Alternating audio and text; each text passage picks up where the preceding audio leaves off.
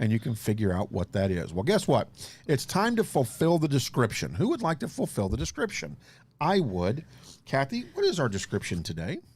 Of our show? Yes. Oh, and this is how JP and this is how JP and I and our brains work.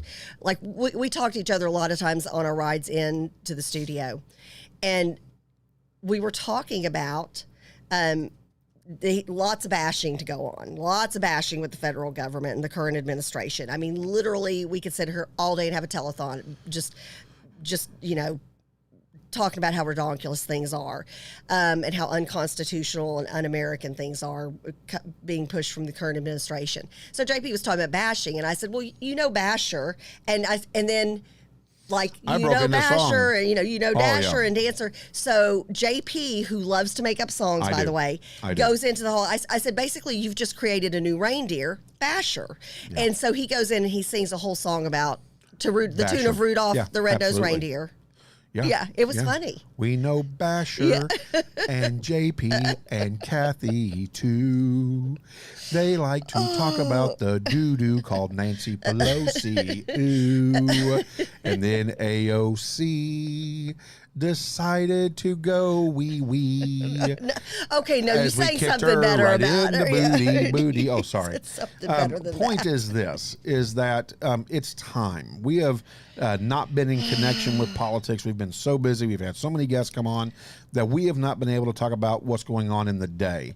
And I know that you guys like to talk, and gals, pardon me. And again, gals, I'm sure I'm misogynist, but we'll talk about that later. Offensive. Oh, should I be micro or macroaggressive? I don't know that that's a thing anymore. I think it's woke now.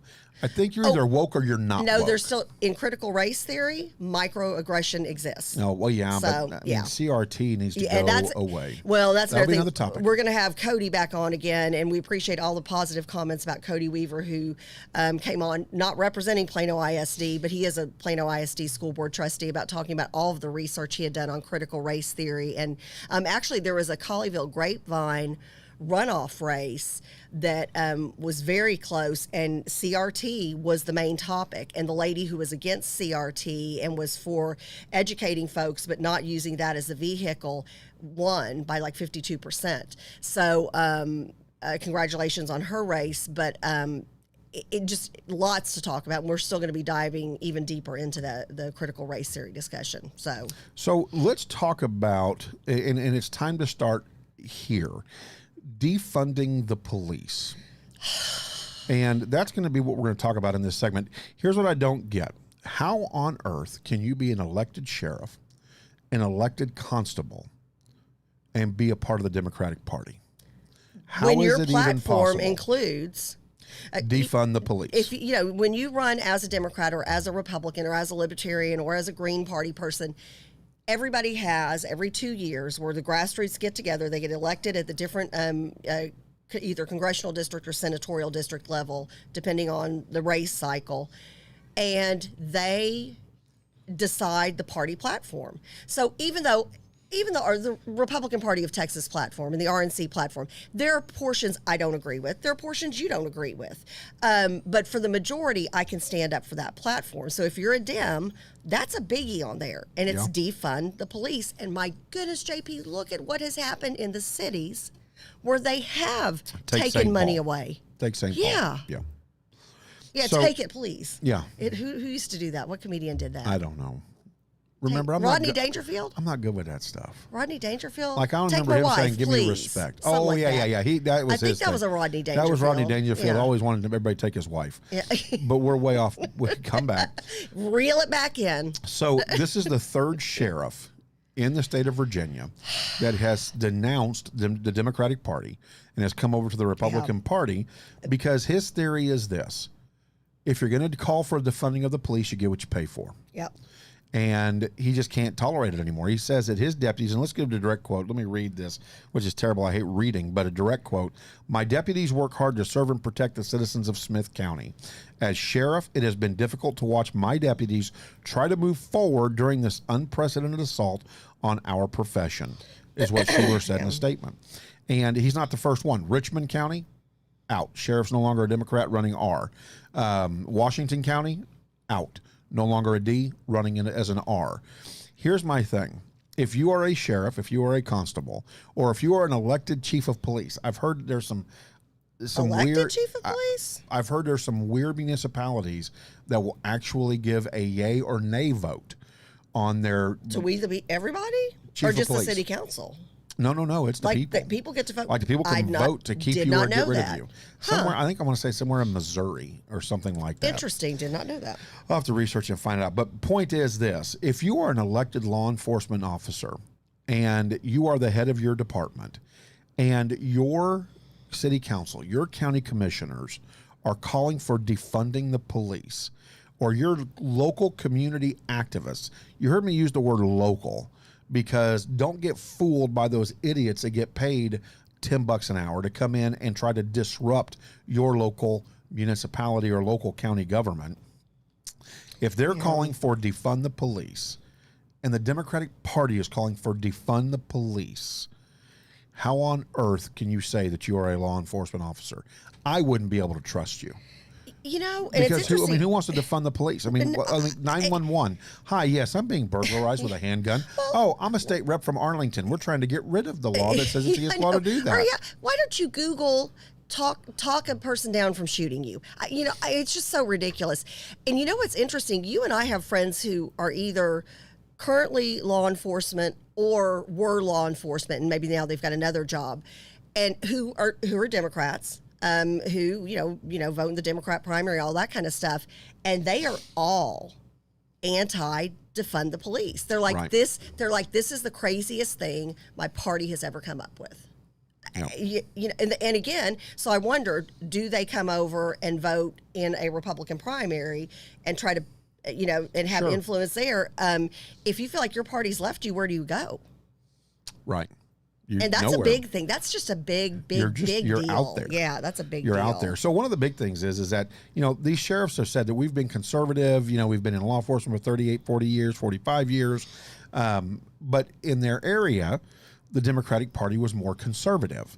Kind of like Texas, right? We had LBJ Democrats, which today would be a moderate Republican. JFK could not be a Democrat No, in today's. he would be a Republican. JFK was vocally against socialism, communism, so he wouldn't have a place today. Right. Is that crazy? Yeah. I don't know that Bill Clinton would. Oh, I agree. Yeah, I mean, he's pretty close to being a moderate as well. Yeah, it's just so crazy. So some of the big issues that a lot of the sheriffs and chief of police are having, for example, banning the no-knock warrants. The what now? The no-knock warrants. Oh, where you just go to the door And you go in. And You've got plenty of probable cause. Yeah. The judges reviewed it to determine that absolutely this is what So it's could gone be through going. a process. It's gone through a process. As JP, you did this. I've signed warrants, Yeah. correct. Yeah. And so what's funny is that a lot of these sheriffs and police chiefs are complaining at the fact that they're spending money on defunding the police and trying to create a whole nother line of whatever. Yeah. And instead of spending the money on training for law enforcement officers on racism, bias profiling, de-escalation techniques, prohibiting law enforcement from obtaining or using specific equipment. I didn't realize this, but some law enforcement agencies have grenades, for goodness sakes. And so... Really? Yes, and high caliber firearms. Well, I know that makes sense, but I didn't know the grenades. Grenades. I guess so. I don't know. Huh. Interesting. I don't know. Yeah. What I do know is this, though, is that they're tired of this creative assembly, this creative legislatures coming in, banning all this stuff, but not supporting training, not supporting, hey, let's really get into how to de-escalate a situation. Yeah. For example, in Florida, those two juveniles that escaped juvenile detention. The 12 and 14-year-old. Correct. Yes. And those officers did everything in their power. I mean, they're on the phone talking to people, trying to figure out how to get these kids out of this house. And you hear from their body cams, Right. you hear entire conversations, multiple conversations going on, okay, don't shoot. Okay, here's the... And everybody working together as a unit with all the technology, communication technology that they have, to de-escalate this without violence. Yeah. God bless. And when I was listening to those police officers and the phone calls and everything through the body cam, I just thought, thank God there are people who are willing to serve us like that. I would not last 2 seconds in a situation like that. Yeah. Well, You know, and Fred, God bless those folks. You know, Fred, who is our resident law Former enforcement police officer. Well, Yep. still a police officer, but now he's doing work with Denton County. Oh, that's right. Yeah. You know, Fred says having the no-knock warrant removed is a huge advantage for criminals. Well, absolutely it is. And that's the point, right? Like, you know that they're in there cooking meth, and you know that they're in there slicing up heroin. And usually you have somebody who has infiltrated that group, who it's not willy-nilly like, oh, we think that's a meth house. Let's go just start shooting up. That's not how it goes. Usually there's somebody who's been undercover, who's infiltrated this drug operation. They know, they've got camera, they've got footage, they've got, communications with the law enforcement. So it's not just willy-nilly. Let's just, what the heck? Well, and here helping the criminal. Right. Well, all these gun control laws that the current administration's wanting to shove down our throat, which thank goodness the Texas legislature was very clear on where we stand on the Second Amendment. Thank you. So take the guns away, make it hard for the good people, the law-abiding citizens to get a gun. The criminals are still going to get guns. Right. So again, it just helps the bad guys. Well, and Gail says, I'd love to see the training on racism. The kids are being taught if you're white, you are racist. And of course, and Gail, we're going to expand on that conversation down the road with Cody Weaver. Yes. Well, and I'd like to bring Cleo into that conversation. She's made a good point at a couple of meetings I've seen her speak at. You know what's terrible? And what? I thought of Cleo the pug. No, not Cleo the pug. Cleo, our friend. Yes, I know. Whose son, she know. is biracial. Her son is biracial. And she said, so are you, in a biracial family, are you teaching kids to hate one of their parents? I mean, you start getting into it, or hate themselves, right? So then if I'm biracial, do I have an eternal, internal struggle? Yeah. So where is the crew on defunding the police? Where are you guys at on that? Do you think we need to defund them? Do we need to provide training? What are your thoughts? My thoughts are we should be providing additional training. We need to, and here's the thing, right? So I went out and I trained at a local PD here. That local PD had over 100 officers, right? Yep. Pardon me. I did the training for free, 12 hours a day for 3 days. And it was on the education code and the family code. Yep. And what is a minor? What is a juvenile? How do you handle this family situation? How do you handle that family situation? Here's the law on harboring a runaway. Here's the law on enticing a minor. Here's the law on this and that. Going through the entire process, right? Because at the time there was and still is, a lot of confusion on, can a 17-year-old just take off and do whatever they want when they want to? And the answer is no. The U.S. Supreme Court has chimed in on this. Our state legislature has chimed in on this. 3 days, 12 hours a day. And do you know where I got the most flack? Where? The sergeant level. Why it was at the leadership. Well, we're not going to remember what you're telling us anyways. Well, I mean, we're just going to handle it the way we're going to handle it. Interesting. Yeah. And I'm like, you're kidding me, right? So like, this is the law. Like, this is You're not the going to law. follow So the law. yeah, you want to Well, you know how that goes. I mean, families have issues and they need to deal with it, not us. Interesting. Okay, but I'm thinking, when it's violent, wasn't it your job to enforce the law? It just is.